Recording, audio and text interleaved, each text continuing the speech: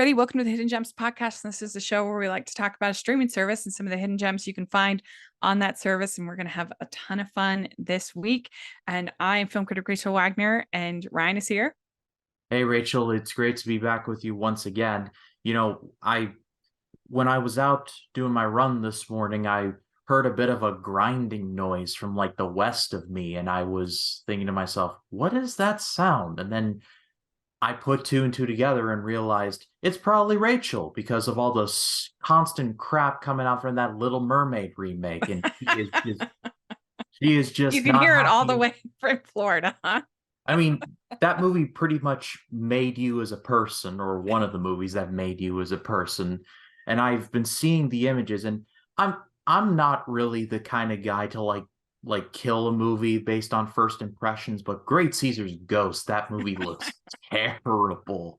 Like the freaking fish flounder just looking at their like and then Sebastian, I'm just sitting there like, yo, this is something out of a Nightmare on Elm Street movie. Like, what are y'all up to? It's like, have they seen a crab? Do they know what crabs look like? I suppose not, but and I'm like the worst drawer in the world, and I'm pretty sure that I could draw a better crab and a better flounder than they came up with. I'm sure you could do anything better than what they will put out. And it's a shame because this is director Rob Marshall we're talking about here. Yeah. This is no slouch. He directed Chicago. So this Yeah. dude knows what he's doing. But Sir, this morning, I was dying laughing at all of the different memes and gifs and everything that people were having about the Kiss the Girl clip. About it being so dark, nobody could see. Everyone's like hunting around looking. you're gonna have to like turn on your phone light, like, hello. Yeah. You turn on your bright settings, and then they'd have like a meme where it was like,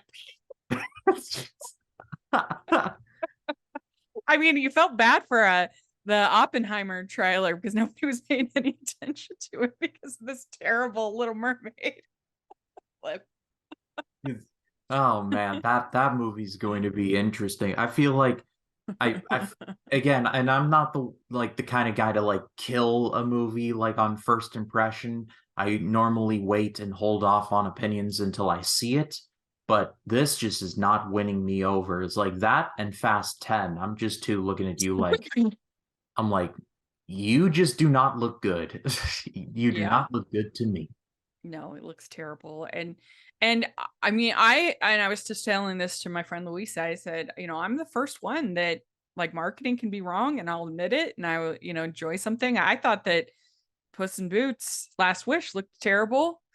I thought, oh, what are they doing? And then it ended up being like literally one of my favorite movies the last 10 years. So you never know. I always try to go in with open, but the marketing has not been strong for this. I mean, really, the only thing that looks promising on it is Halle Bailey singing. She's a good singer, and she's beautiful. She's great. But that's really all that I have to say. Oh, Yeah, they're sending yeah. out this movie into this environment on social media, and if nerds, if not anything, hold freaking grudges and just Well, I I mean, but in this case, it's deserved. Why can't you see? Like, it's so dark. it's I mean, if they I mean, and wanted to make it there's look no like, excuse. They just made Avatar, The Way of Water, and it looked amazing.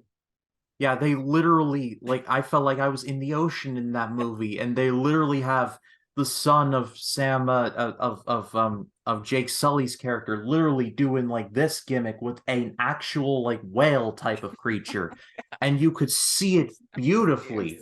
And Disney, who's supposedly like one of the biggest movie studios in the world, is like, it looks like you have this like your They iPhone have brightness all Avatar. the way down. Disney made Avatar. Yes. It's their same studio.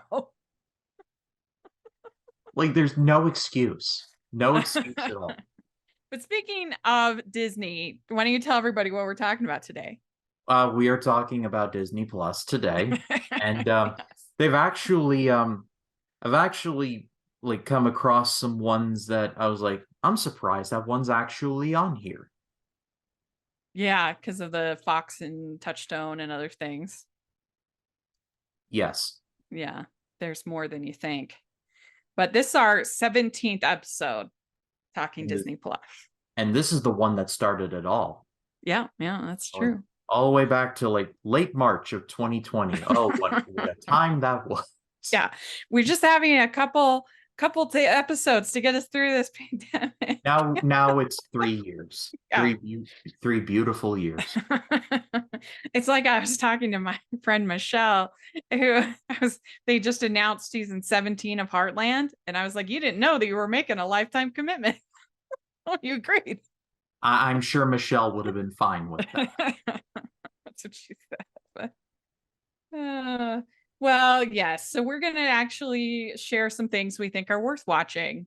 And it's yet to be seen whether the new Little Mermaid will be worth watching. I'm going to be doing a ranking over at Sean Chandler's channel, and my hope is that this new remake will be better than both of the cheapquels. There's a prequel and a sequel, so that's the bar I'm holding it to. It's got to be it's got to be better than the two sequel slash prequel. Yeah, I mean, I haven't seen those, but from what the images I have seen, one looks all right. That actually looks solid, and then the other one is like, what was the budget on this again? Yeah. All right. Well, let's dive in. Why don't you tell us your first hidden gem? So for my first choice, and I recently discovered this, I rediscovered this from watching clips of it from my road to Spider-Man Across the Spider-Verse series, is The Amazing Spider-Man from 2012. And this is a movie that I've seen some very harsh critiques on, and in some cases I get it. But I think that this movie in some ways gets treated kind of harshly. And I feel like over time the movie has gotten a little better of a reputation. I've certainly have never hated it. I thought it did some things very well. I think that because of No Way Home, I feel like Garfield's Spider-Man has gone up like in the reputation department. It certainly was not his fault. If you learned anything about Amazing Spider-Man 2, like someone got the gold mine, but Garfield got the shaft, and it was not fun for him. But this first Amazing Spider-Man movie, it is far from perfect. There is definitely some stuff in like, yeah, that didn't work at all. But I think it's not nearly as bad as I've seen some people talk about it. I think when it hits, it really hits. And I feel like Mark Webb tried to do something that wasn't the Raimi films. And when it's going away from that, that's why I think it works. And so again, not perfect, certainly not my favorite Spider-Man movie, but I've seen some harsh things pointed towards that movie. Amazing Spider-Man 2, more than certainly, that movie's a mess. But I think the first Amazing Spider-Man one from 2012, I think is actually quite good. And really, it came out in a tough year for superhero movies because that year alone, we got the Avengers, the first one, and The Dark Knight Rises, and this smack dab in the middle of it. Yeah, I mean, I think that it's like watchable. Of course, I've grown to love Andrew Garfield more now because of Tick Tick Boom, not because of any Spider-Man, because I love Tick Tick Boom so much. But I do think he's a little smug in this as Peter Parker. You want him to be like a little nerdier and a little bit more. I mean, he's definitely my least favorite of the Spider-Man. But I think that he has nice chemistry with Emma Stone. The two were dating at the time. You can feel it. And so that's good. I do think that the crocodile lizard guy is a weird villain. Yeah, the lizard. Yeah. I don't, he does nothing for me. Yeah, shout out to Rise Eye fans. I think his performance was good, but again, kind of a theme with the Amazing Spider-Man movies. There was more interesting stuff that was left on the cutting room floor. He was initially supposed to have a son, but he was cut, he being the son, pronouns, was cut completely out of the movie. And you Yeah. didn't learn about it if unless you go out of your way to look it up and be like, oh yeah, that would have been interesting to dive into, but it was cut from the movie. Yeah. I mean, I don't know. I just think that Mark Webb, aside from 500 Days of Summer, he's just an incredibly bland director. He just like he's serviceable, he's fine, but it makes me nervous about this Snow White that he's doing. Oh my Wait, yeah, I totally forgot about that one. But gosh. one note I wanted to bring up, I really Yes. enjoyed Gifted, starring Chris Evans and McKenna Grace. He Hmm. directed that, and I thought that one was very good.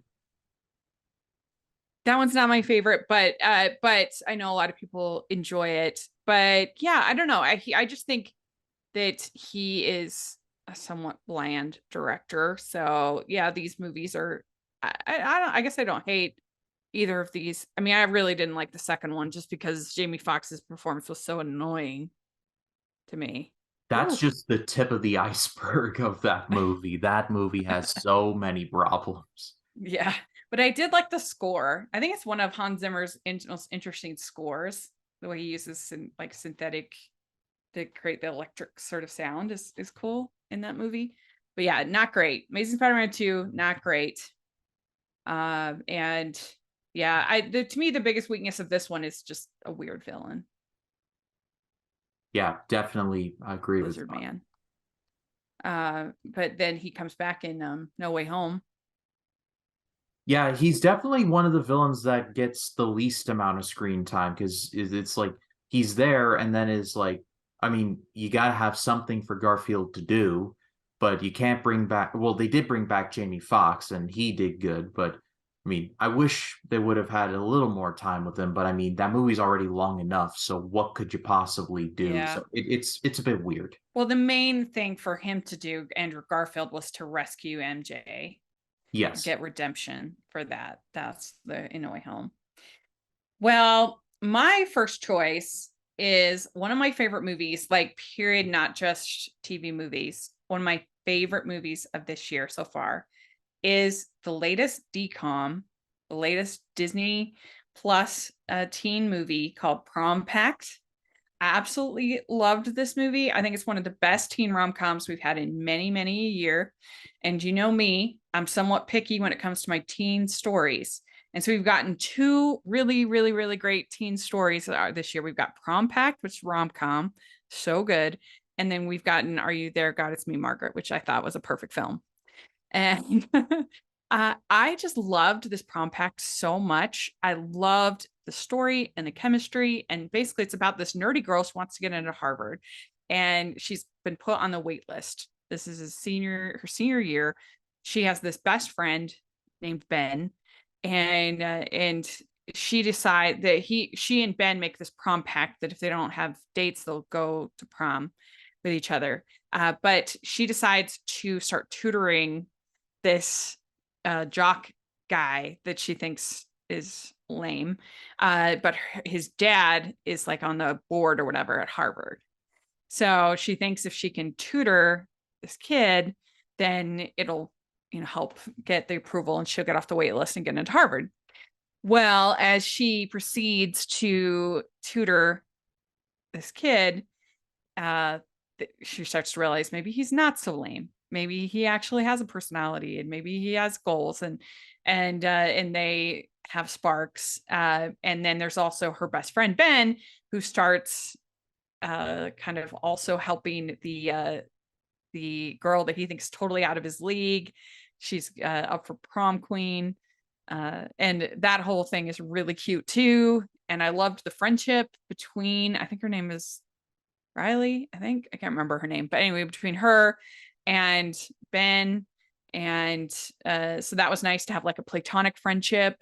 It had a lot of kind of iconic moments. Like she ends up asking Ben to prom outside his patio. She's holding up this prom sign. She's like, "Will you go? Will you go to prom?" And it's really cute. And I thought everybody had great chemistry. It was really sweet. It was funny. Margaret Chow plays the guidance counselor. She's hilarious. And Wendy McClendon Covey is kind of underused, but she plays her mom, and I love her. She's so funny. Yeah, I loved the relationship between her and her mom and dad. They were really cute and funny. It was just a great teen comedy. Yeah, I did not know that this was even a thing, Yay. but I mean, it feels like between this and Are You There, God? It's Me, Margaret, I feel like teen movies have been getting a little better. Yeah, I mean, after the terribleness that was The Whale last year, was an all-time low when it comes to teenage characters. This was very refreshing to get both of these. Yeah, and I don't hate that movie, but every time Sydney Oh, Sweeney was on screen, I was just like, out, yeah, out of here. Like you are worst. doing nothing for this poor man who clearly needs some kind of help. And it's just Yeah. like Mm, yeah, the dude messed up in the past. We all have. It was like yeah. get this man some medical help seriously. And you are not helping things by like, it's like Yeah, I can't yeah. think of a character I've hated more in a movie than her character. I mean, I said the only thing that made sense is if it's a serial killer train origin story, because nobody is that harsh, nobody's that cruel. Like, I mean, it's just terrible, and I hated that movie. I thought it was absolutely terrible, but especially her character, and I just hate that whole like we're going to portray teenage characters as these like sullen, miserable, horrible creatures, like monsters. And I'm like, yeah, it's a hard time of life. I remember it being a hard time, but you're not like, you have nice moments, you have sweet moments, like you're a human being. So I just, I was found this so refreshing. I really liked all of the characters.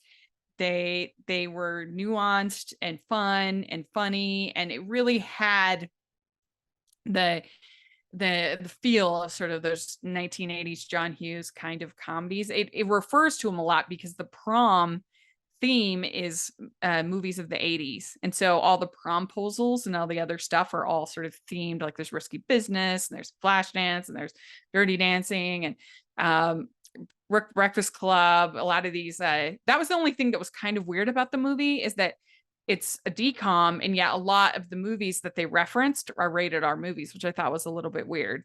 But you know, something like Breakfast Club is R, Flashdance are.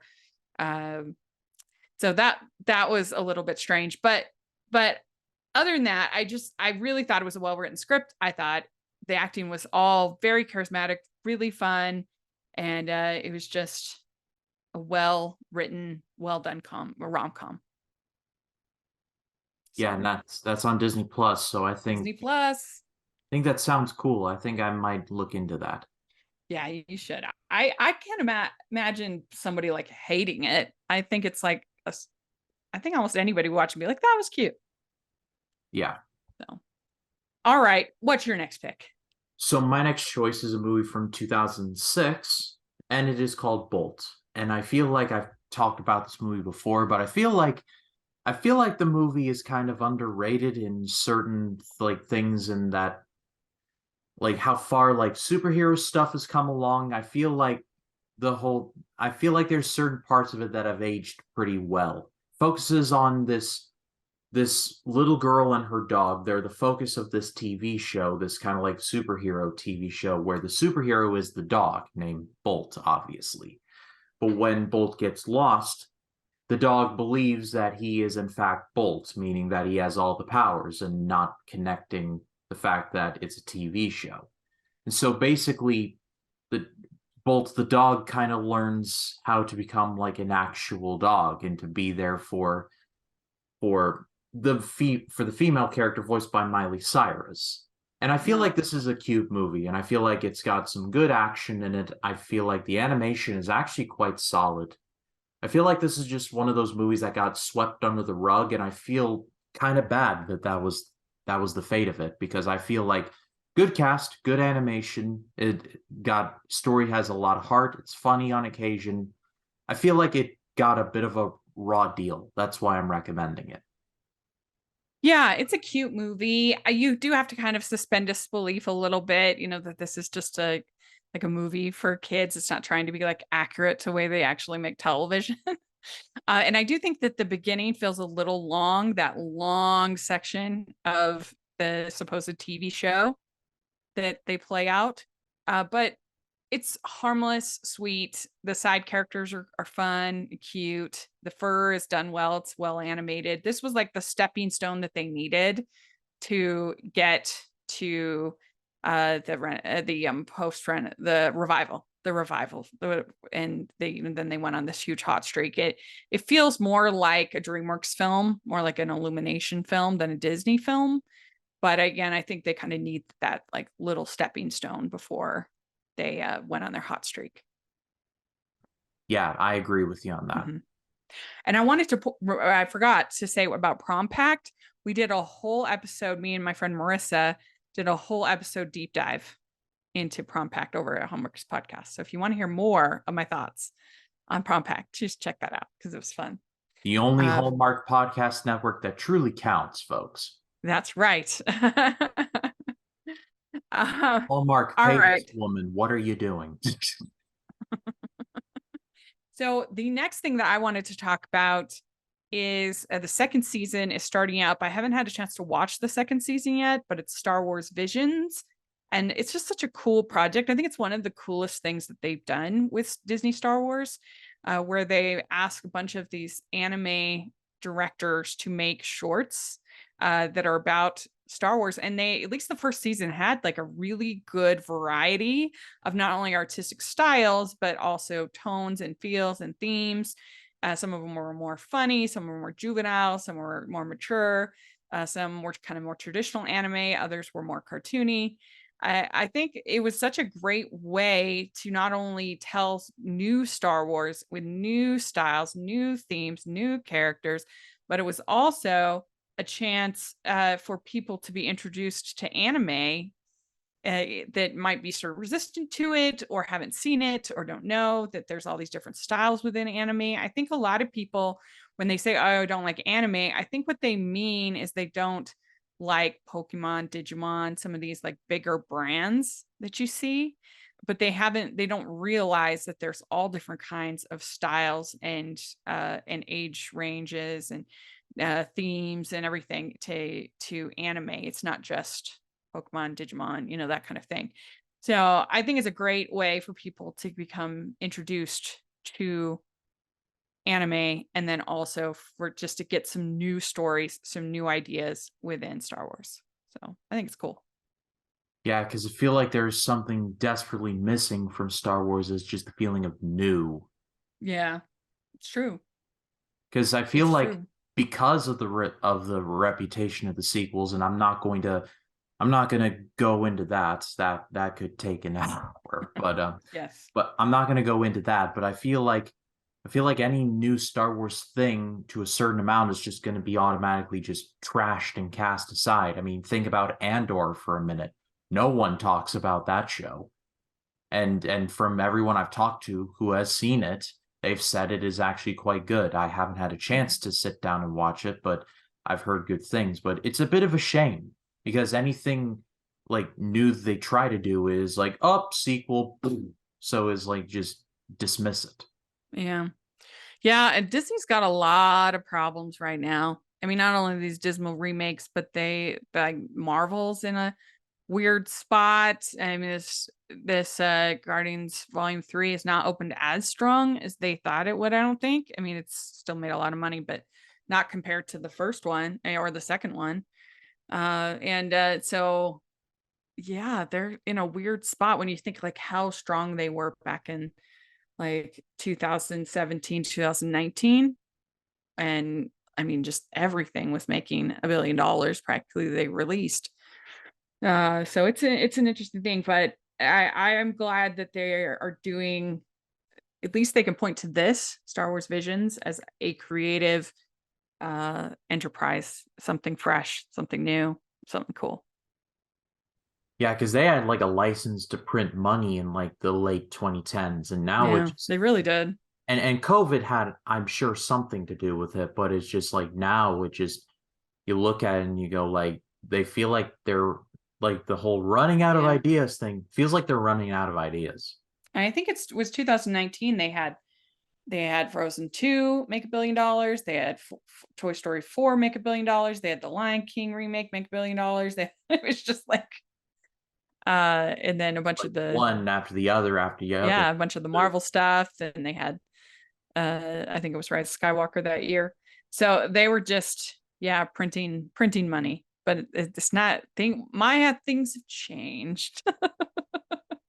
But anyway, you should check out Star Wars Visions. I think I'm looking forward to watching the second season. And it's just shorts, so it's not like a big commitment.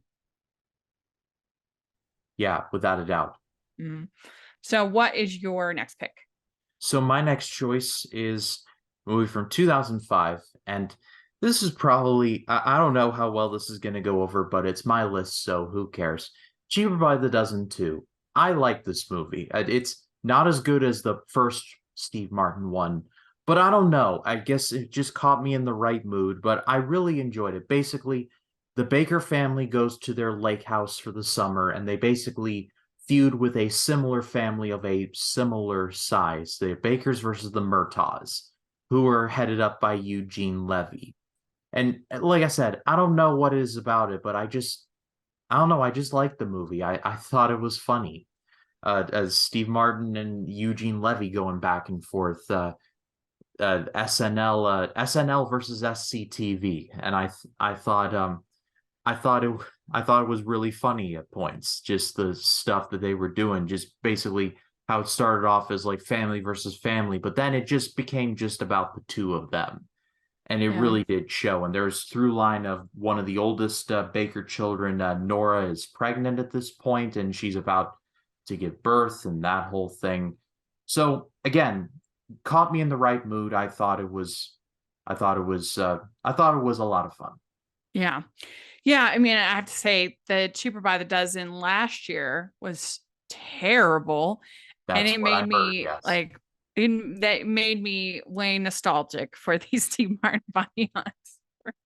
Yeah, because you look at the cast and it's really, really solid. Steve Martin, It's Eugene true. Levy, Bonnie Hunt, Hilary Duff, who, by the way, looks just as gorgeous like now as she did like a few years ago. Like she has aged very well. I'm just gonna throw that out there. You got Tom Welling, who was riding high on on the Smallville show by that point. Jonathan Bennett. Piper Perabo, Carmen Electra, even a young Taylor Lautner was in this, and this was a couple years before Twilight. And I Robbie didn't, Amell is in yeah. it. Yeah. So Jonathan Bennett is in this. Yeah, it's a great cast. And it's a cute, harmless. I mean, I always feel a little bit of resentment because there's the Told Cheaper by the Dozen thing is based on this book, this memoir by Lillian and Frank Gilbreth, who were some of the 12 children from Frank and Lillian Gilbreth, who um who were motion study experts, and they would go into factories and they would see how they can reduce the motions so that they can make things more efficiently. And so they kind of brought that into them having 12 children, and the book is like so funny, so charming. I love it. And the so I always wish that we could get like an actual translation of the book. Instead, I mean, we did in the 1950s. There was a movie made off the book, and then the book's sequel, and those are so fun and so charming. But these two just really only took the name and the fact they have 12 children instead of doing the motion study expert or anything even close to that, which is fine. But I always felt a little resentful because I love that book so much. But again, compared to this most recent one, I'm like, oh, this one wasn't so bad. yeah, I love how there's a scene where Steve Martin's character asks Sarah, the prankster of the family, if Mm-hmm. she's still in connection with her dark gift. And Sarah's arc, honestly, is played by Alison Stoner. I thought that her arc was very good. I like the whole thing where she's getting a little older now. She's kind of going away from the tomboy image that she was a part of in that first movie, and is like the whole "that's not fair" and that whole line in the first one. And she actually like steals some makeup at one point in Mm. one scene. So I was really intrigued by really intrigued by what they did with her there. Well, and Steve Martin just makes such a great dad. Yes. He's a great dad. I mean, Father of the Bride, of course, both one and two. He's so good. And then in Parenthood and in this and these movies, he's so endearing. Which is funny to think about because if you watch his like SNL stuff, you're kind of like, it's like these two are completely different human beings. Yeah. It's like seeing George Carlin do like Thomas the Tank Engine. How Yeah. are these the same people? Right. Yeah. Well, my next pick is another DCOM, and this is from let's see, this is 2021. It's called Spin, and it's a really cute little DCOM about this girl who is Pakistani, I think, and her family runs a restaurant, and her father is really busy with the restaurant. She's got this kind of group of friends. Well, she ends up kind of falling for this like cool hip DJ guy, and she's sort of nerdy at school, and she starts to learn how to make like mixes with the DJ, thing. And she's turns out she's really good at it. She can spin the mixes. I don't know anything about all this, but she's good at it. And so she ends up kind of in this competition, and to do the mixing, and her family is very supportive of it, wants her to work at the restaurant, but she kind of strikes out on her own. And I just thought it was a really sweet, another nice teenage story. So they do exist. And this was a good decom, well acted, good story, good music. When you were first describing it, I'm like, wait, is this like another version of like My Big Fat Greek Wedding? Because don't they own a restaurant in that movie Oh too? yeah, yeah, that's true. I mean, she's younger.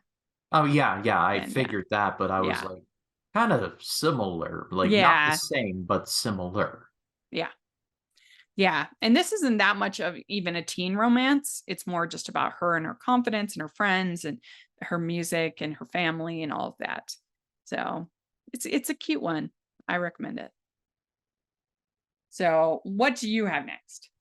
So my next choice is one from 2005, and again, kind of in a similar vein to what I was talking about with Bolt.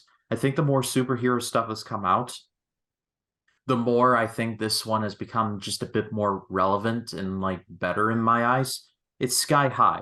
This was released in 2005. MCU was 3 years off, and I feel like there's some stuff in here that like, yeah, that's held up pretty well. Basically, the basic premise is that the main character's name is Will Stronghold. That's a great name for someone, by the way. He is born into a family of superheroes, but he does not have superpowers yet. And in a time where at a certain point you're supposed to get them, but he has not received them yet. He goes to the superhero school called Sky High, and it's like a typical high school, but it's like with the bullies have superpowers now. And basically, what I like about this movie, first of all, the cast is really solid. You got Kurt Russell and Kelly Preston as the mom and dad to Will, and I thought they were pretty good. You got Danielle Panabaker, who was in a lot of things. She was Lady Frost in the Flash TV show, but she's been in a lot of stuff. They got Bruce Campbell as the PE teacher, as Coach Boomer, which was just a great choice. They got Linda Carter as the principal. That was Yeah. another wise choice. And I don't know. There's something about this movie that I feel like I just like about it. And knowing what we know now about superhero stuff, I feel like this movie has held up quite a bit. Yes, I really enjoy this one. It's funny, it's sweet, it's good story, good characters. It is, I think, at the essence of a hidden gem. Yeah, I love how in this school they have like a detention area where it's like you can't use your powers in there. I thought that was Hmm. very clever. Yeah. Yeah, and a nice message of, that we all are have value even if we don't have the, those flashy superpowers. Like Yeah, they have. and I love how in this movie Will's father doesn't like immediately cast him off as like get away from me. It's like no, they're Mhm. actually quite patient with him. They're Yeah, like they they will are. come and the powers do come. So I Mhm. thought that was very wholesome. Yeah, and R.I.P. Kelly Preston. Oh yeah, rest in Yeah. peace. Yeah. Yeah. But also one more note before we move on. If you all have not, check out the I Melt With You song from Bowling for Soup that was attached to this movie. It is a banger, as the kids say today. I listen to it when Yeah. I run and it's quite good. Yeah. Yeah. Well, my next pick is to prove that I'm not against all nostalgia bait, not remakes, but attempt, things of this kind, like these remakes. This is called Beauty and the Beast, the 30th celebration. And this is a concert slash performance experience where they actually show the movie, and then they have little like video segments and profiling the animators and other contributors to Beauty and the Beast, and then they have her and Josh Groban and other performers singing and playing out, doing a little live play kind of thing of the different songs and sequences. And they have Evermore, because you can't have Josh Groban on there and not have him do a solo, which was amazing. And I mean, it's Josh Groban. I mean, of course. Of yes, and course it's gonna be amazing. I'm a huge Grobanite. I absolutely love him. And I was actually for years I was a member of the Josh Groban fan club. So I That that loved that seeing him makes in there. sense. Yeah. And I wasn't familiar with her, but she's great, beautiful voice. She was, good in the part. And I really loved the way they had the animators on stage, profiled them, had them animating while the thing was going. They profiled the different Glenn Keane and other animators who were involved. And that was really cool as opposed to these live action remakes, which are all like elevating themselves over the animators and the animated films. That really irritates me. This was honoring them, and I just overall really enjoyed it, and I wish that this was the way that Disney chose to chose instead of these remakes.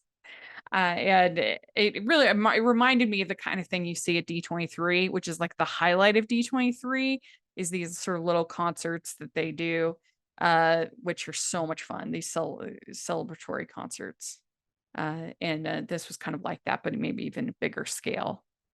So that's how they bring me to they convince me to go back to D23 is these concerts. But it's great. I really enjoyed it.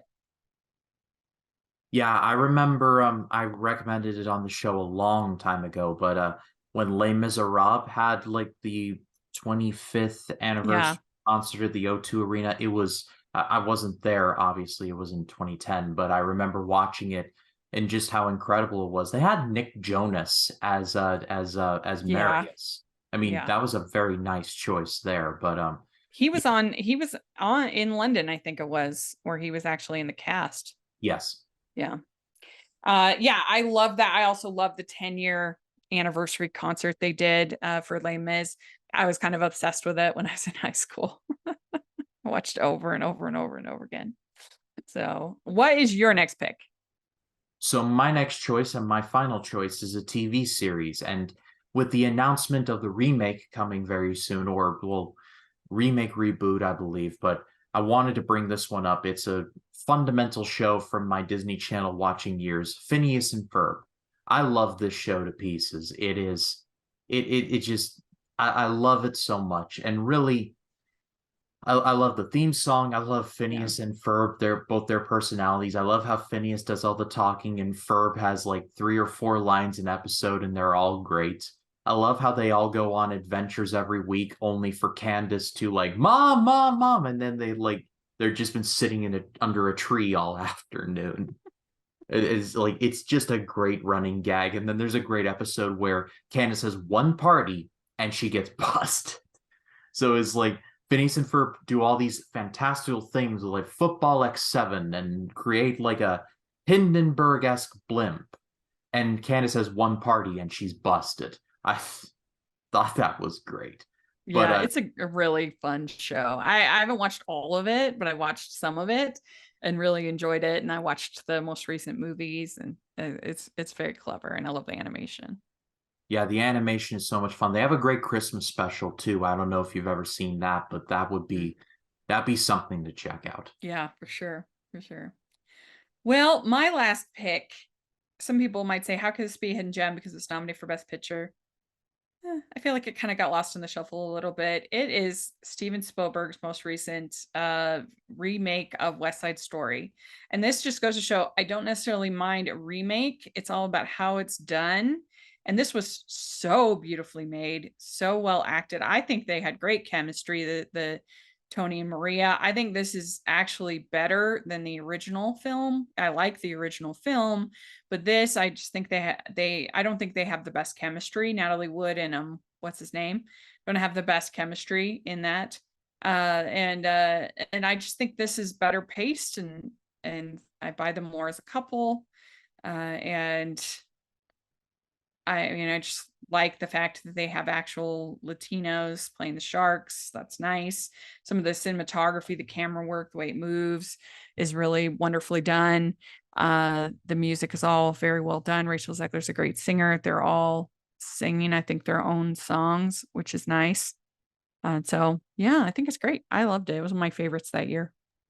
Yeah, haven't seen it. It came out like late 2020, so it was like some theaters in my area still weren't open yet, and it just didn't get around to it. I heard mixed things, but I mean, I trust your opinion, so I think on that I'll have to definitely check it out. Yeah, it was 2021 actually, but yeah, it it did come out kind of, I think, when there was sort of the Omicron, and I don't know, it just didn't appeal to people. People didn't want to see it. It did very poorly, but I really enjoyed it. But you know me, I'm a easy sell when it comes to musicals. Yeah, that's for sure. The only reason why you're seeing Joker 2 is because it That's right. is a music. Hyped. The only reason I'm hyped is to see Joker 2. So there we go. We did it. So let us know what you've been watching on Disney Plus. We'd love to hear your thoughts in the comments. And Ryan, where can people find you?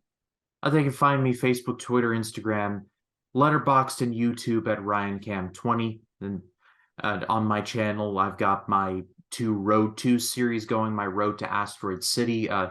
As of this recording, the one for Life Aquatic with Steve Zissou has gone live on the channel. I was joined by Jacob Collins from 3D Movie Cinema, so definitely check that one out. And then on Sunday, I'll be reviewing both Amazing Spider-Man movies with Ryan from Realspective. So those will be live on the channel Friday and Sunday, respectively.